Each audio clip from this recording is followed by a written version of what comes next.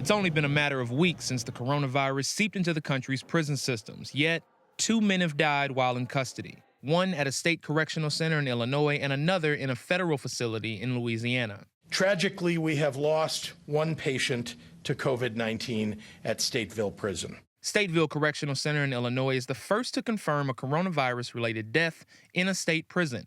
The facility has hospitalized 12 inmates, several of whom require ventilators, and has put 77 more in isolation because they are displaying symptoms of the virus.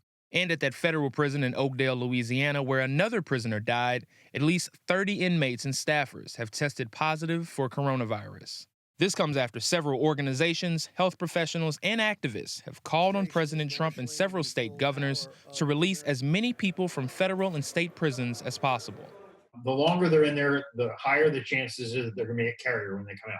Alan Mills is the executive director of the Uptown People's Law Center in Chicago, which represents dozens of inmates across Illinois. So really basic stuff like cleanliness, old materials, all of that, along with the typical delays that happen in the prison system, all contributed to being a extraordinarily stretched thin system, so that a lot of people were very ill and some dying because of medical neglect.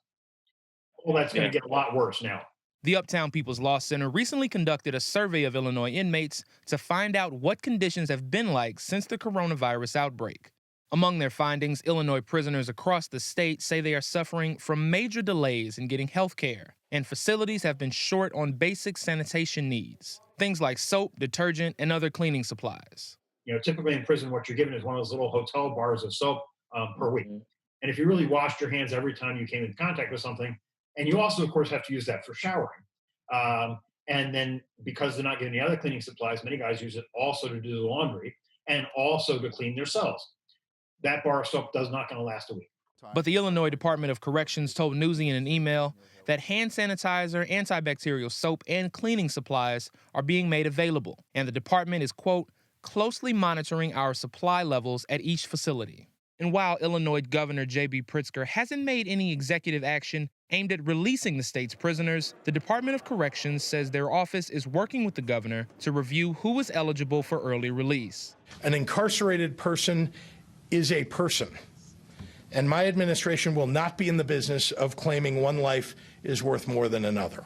In Illinois, 20% of the prison population is age 50 or over. That's nearly 7,800 inmates across the state. For Newsy in Chicago, I'm Jamal Andrus.